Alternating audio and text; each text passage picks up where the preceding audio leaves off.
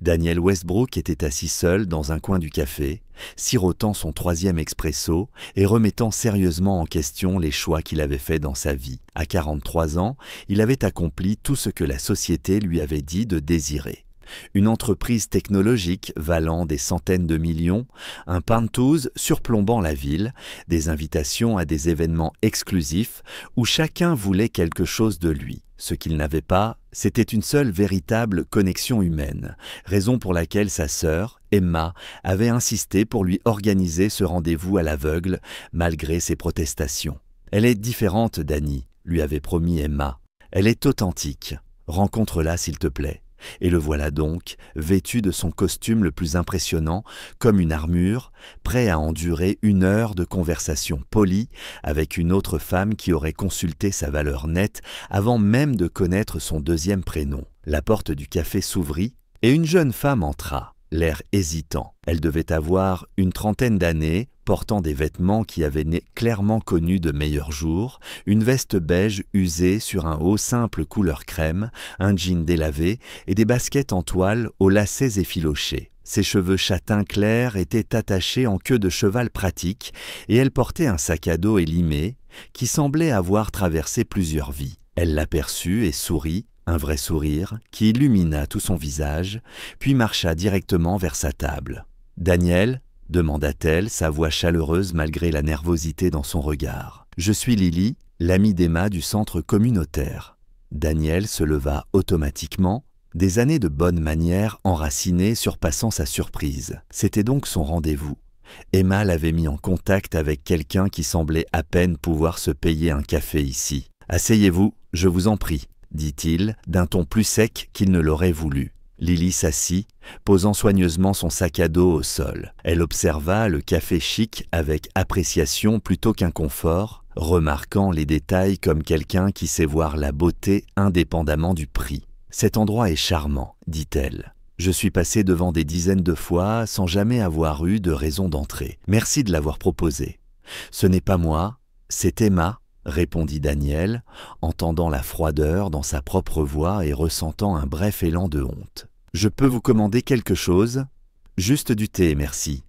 Peu importe lequel. » Daniel commanda un thé pour elle et un autre expresso pour lui-même, profitant de l'échange avec le serveur pour observer cette femme inattendue de plus près. De près, il constata qu'elle était plus jolie qu'il ne l'avait d'abord pensé, avec des yeux expressifs et un visage marqué par la vie plus que par la beauté conventionnelle. Mais c'était surtout sa manière d'être qui l'intriguait. Elle ne s'excusait pas de son apparence, ne cherchait pas à l'impressionner, simplement présente, à l'aise. « Emma m'a dit que vous dirigez une entreprise de technologie, » dit Lily quand le serveur partit. « Ça doit être passionnant. »« C'est exigeant, stressant, accaparant, » répondit Daniel en croisant les bras. « Et vous, que faites-vous ? » « Je suis coordinatrice de bénévoles au centre communautaire Riverside, là où j'ai rencontré votre sœur. J'aide à organiser des programmes pour les familles en difficulté. Garde d'enfants après l'école, formation professionnelle, aide alimentaire, ce genre de choses.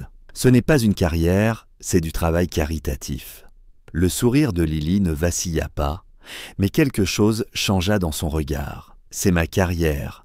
J'ai un diplôme en travail social et 8 ans d'expérience à aider les gens à reconstruire leur vie. Le fait que je choisisse de travailler dans une organisation à but non lucratif plutôt que de poursuivre le profit ne rend pas mon travail moins légitime. » Daniel se sentit justement remis à sa place, ce qui ne fit qu'accroître son agacement. « Je ne voulais pas dénigrer votre travail, » dit-il. « Je suis sûr qu'il est très épanouissant, mais pas très lucratif. » « C'est vrai, » termina Lily pour lui, d'une voix douce plutôt que défensive. « Je gagne à peine de quoi payer le loyer et les dépenses de base. Je porte des vêtements d'occasion et je prends le bus partout.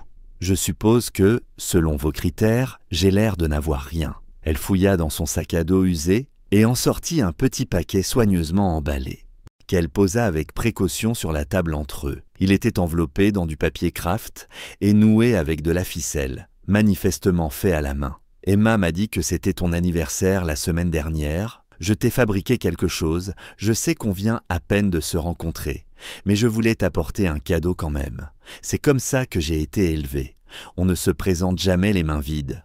Daniel fixe le modeste paquet, sentant une gêne se serrer dans sa poitrine. Tu n'étais pas obligé de faire ça. Je sais, j'en avais envie. Lily poussa légèrement le paquet vers lui. Ouvre-le si tu veux, ou garde-le pour plus tard, comme tu préfères.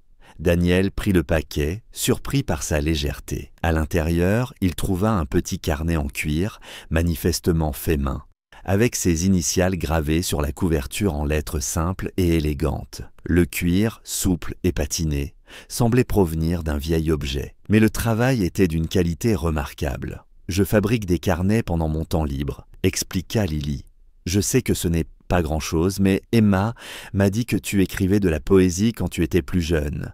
Et j'ai pensé que tu aimerais peut-être avoir un endroit pour recommencer. » Daniel passe ses doigts sur le cuir, sur ses initiales, délicatement imprimées dans la matière. Personne ne lui avait offert un cadeau fait main depuis des décennies. Son anniversaire, la semaine passée, avait été marqué par des bouteilles de vin coûteuses de la part de partenaires d'affaires, des accessoires de luxe envoyés par son ex-petite amie et des dons faits en son nom à des associations dont il n'avait jamais entendu parler. Des cadeaux qui coûtaient de l'argent, mais ne demandaient ni temps, ni réflexion, ni véritable attention. Cette femme qui n'avait rien avait passé des heures à fabriquer quelque chose spécialement pour lui en se basant sur un détail de son passé appris de seconde main. « Quand as-tu fait ça ?» demanda-t-il, la voix plus rauque qu'il ne l'aurait voulu. « La semaine dernière, après qu'Emma m'a parlé du rendez-vous.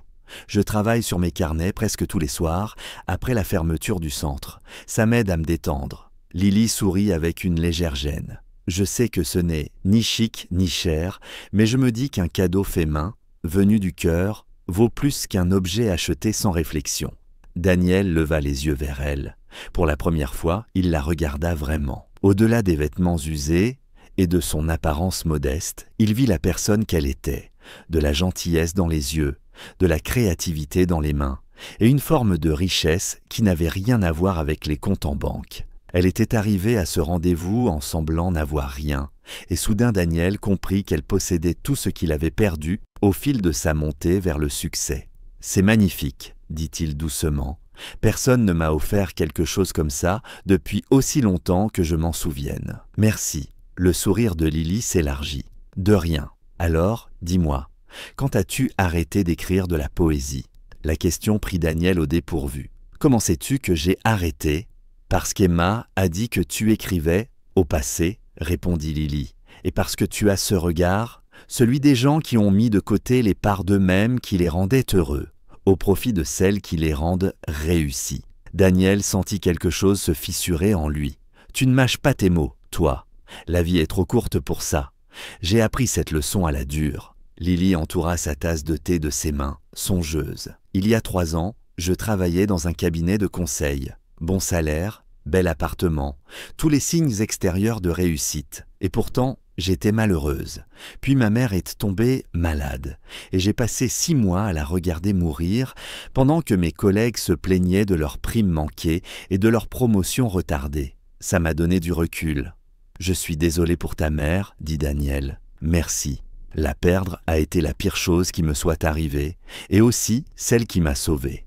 Ça m'a fait comprendre que je gâchais ma vie à courir après l'argent. Autrement dit, j'ai quitté mon travail, vendu la plupart de mes affaires, et j'ai commencé à travailler au centre communautaire pour un quart de mon ancien salaire, la meilleure décision que j'ai jamais prise. » Daniel observait cette femme qui parlait de la perte et du sens de la vie avec une même sincérité. « Ça ne te manque pas la sécurité financière ?» demanda-t-il. « Non.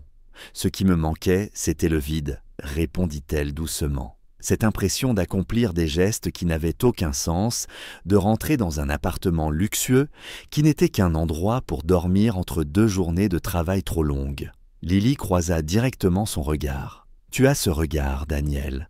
Celui du succès creux, celui de quelqu'un qui a tout accompli et pour qui ce n'est toujours pas suffisant. » Jamais personne n'avait mis en mots les sentiments de Daniel avec une telle justesse. « Qu'est-ce qui te fait croire que tu sais quoi que ce soit de moi ?» demanda-t-il sèchement. « Parce que j'étais toi, autrefois. Des détails différents, la même histoire. et aussi parce que ta sœur t'aime assez pour continuer à vouloir te relier à des personnes vraies, au lieu des opportunistes et des chercheuses d'or que tu fréquentes d'habitude. » L'expression de Lily restait douce, sans jugement. Emma parle beaucoup de toi, de ton intelligence, de ton ambition, mais aussi de ta solitude. Elle s'inquiète pour toi. Daniel sentit ses murs soigneusement construits commencer à se fissurer. « Je n'ai pas besoin de la pitié de qui que ce soit. »« Tant mieux, parce que je ne t'en offre pas, » répondit Lily calmement. « Je t'offre de l'honnêteté, ce qui est sans doute plus inconfortable. » Elle se pencha légèrement vers lui. « Voici ce que je vois. Un homme à succès qui a oublié comment être heureux.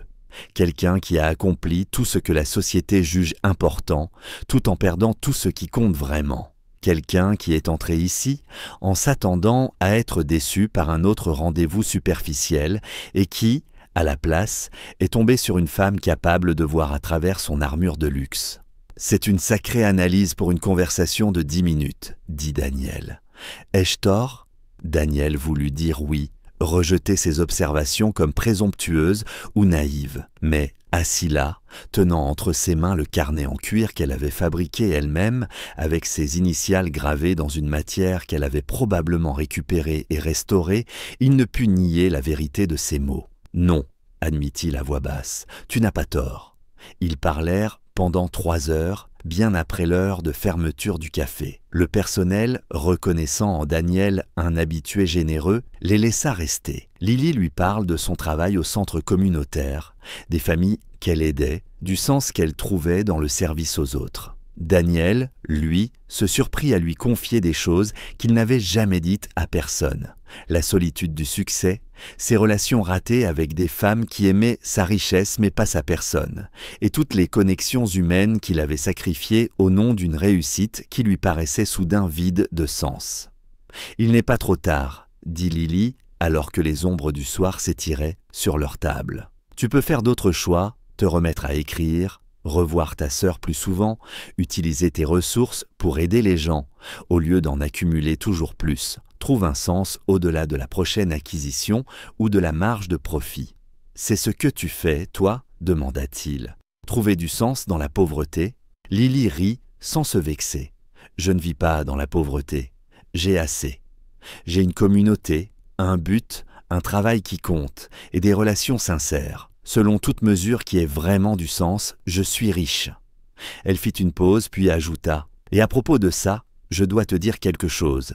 J'ai accepté ce rendez-vous non pas parce que je cherchais quelqu'un pour me sauver financièrement, mais parce qu'Emma m'a dit que tu avais besoin de quelqu'un de vrai dans ta vie, quelqu'un qui te dirait la vérité au lieu de te dire ce que tu veux entendre. » « Donc c'était un rendez-vous par pitié ?»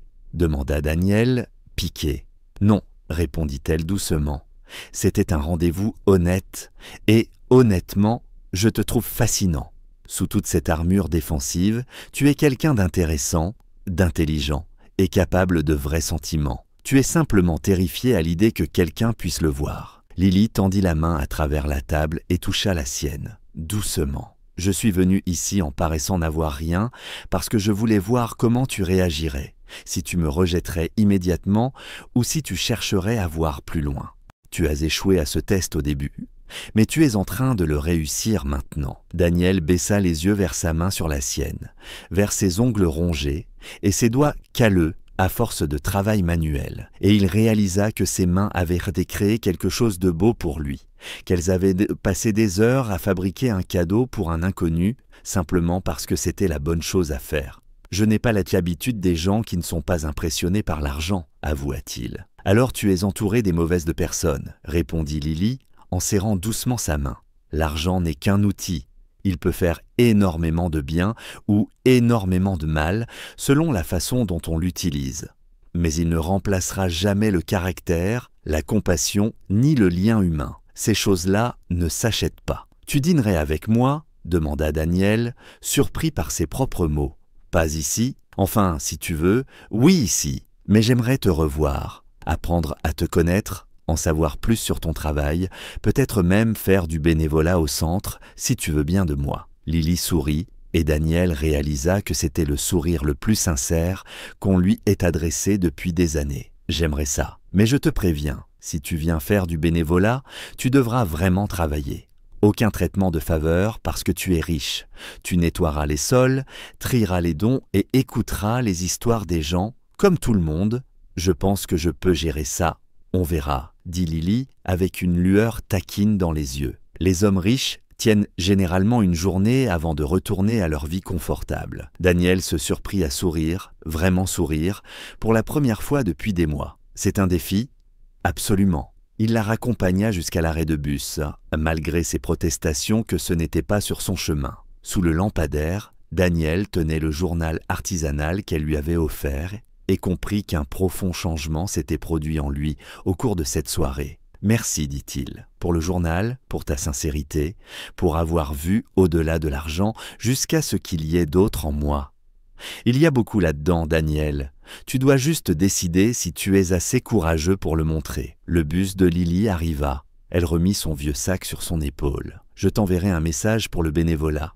Je te préviens, ça commence à 6 heures du matin. » « J'y serai, promis Daniel. » Il y fut le lendemain matin, puis le suivant, et chaque samedi pendant les 3 mois suivants. Il tria des vêtements donnés aux côtés de Lily, servit des repas aux familles dans le besoin, aida des enfants dont les parents cumulaient les emplois. Ses associés pensaient qu'il avait perdu la tête, son ex-petite amie le traita de « déchu » et sa sœur Emma se contenta de sourire avec bienveillance. Lily ne lui demanda jamais rien, sinon son temps et son engagement sincère. Elle le défiait, le faisait rire, le ramenait à la réalité quand il se montrait prétentieux. Et, lentement, patiemment, l'aida à retrouver l'homme qu'il avait été avant que le succès n'endurcisse son cœur. 6 mois après leur première rencontre, Daniel fit sa demande dans le même café où il s'était connu, offrant une bague qu'il avait fabriquée lui-même dans un cours de bijouterie que Lily lui avait conseillé de suivre. Elle n'avait pas la perfection d'une bague achetée,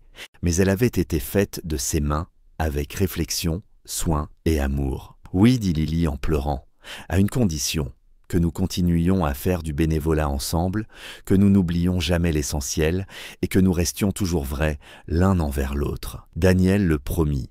Elle était arrivée à leur premier rendez-vous en semblant n'avoir rien, et Daniel avait presque failli la rejeter. Ce qu'il avait découvert, c'est qu'elle possédait tout, l'authenticité, la raison d'être, la compassion, et ce rare courage d'être exactement qui elle était, peu importe ce que les autres pouvaient penser. Elle avait vu au-delà de sa richesse, jusqu'à sa solitude, au-delà de son succès, jusqu'à son vide intérieur, et lui avait offert quelque chose qu'aucune somme d'argent ne pouvait acheter. Un chemin vers le sens. Parfois, les dons les plus précieux sont enveloppés dans du papier brun et attachés avec de la ficelle. Parfois, les personnes les plus riches sont celles qui ont le moins d'argent en banque et le plus dans le cœur. Et parfois, quand on cesse de mesurer la valeur en dollars et qu'on commence à la mesurer en profondeur de caractère, on découvre que tout ce qu'on poursuivait était en réalité en train de nous fuir. Daniel avait vu tout ce qu'il avait toujours cherché dans une femme qui semblait n'avoir rien. Mais ce qu'il voyait réellement, c'était tout ce qu'il avait perdu en lui-même, reflété à travers son exemple. Et en la trouvant, il s'était retrouvé lui-même, redevenu l'homme qu'il avait toujours été destiné à devenir. Si cette histoire a touché votre cœur, aimez, partagez et abonnez-vous. Laissez un commentaire ci-dessous sur ce que signifie pour vous la vraie richesse. Vos histoires nous inspirent tous.